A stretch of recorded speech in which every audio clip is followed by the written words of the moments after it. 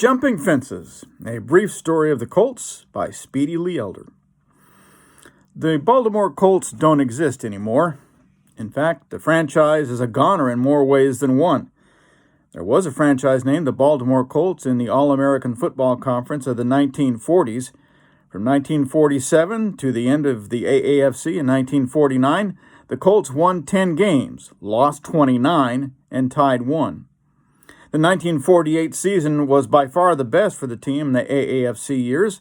The Colts were 7-7 in the regular season that year and lost a conference playoff game.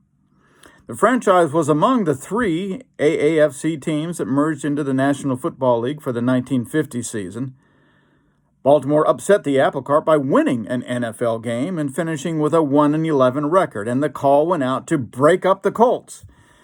And that's what happened. The franchise was a cull, and its players were dispersed to other NFL teams. Without the Colts, the NFL was a horseless carriage for 2 seasons. There were no buckaroos and no nags for them to ride, just Rams, Bears, Lions, Cardinals, and Eagles. And perhaps to generate more horsepower for the league's fans to watch, Baltimore was awarded a new franchise for 1953.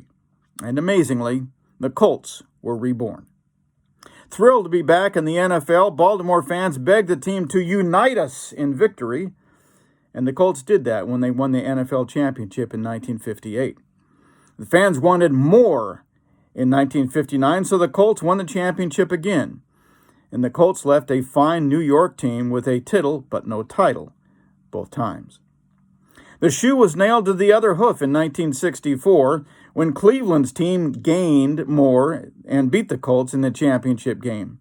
In 1968, Colts were supposed to be the next whirlaway, but the moral of that story was that a bad sample can force a failed test.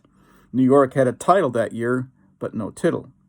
Then, a scant 24 months or so later, the Colts threw some Cowboys for a loss, hanging the Landry out to dry and winning another championship. It was their 3rd crown, so maybe the Colts finally really were like whirlaway.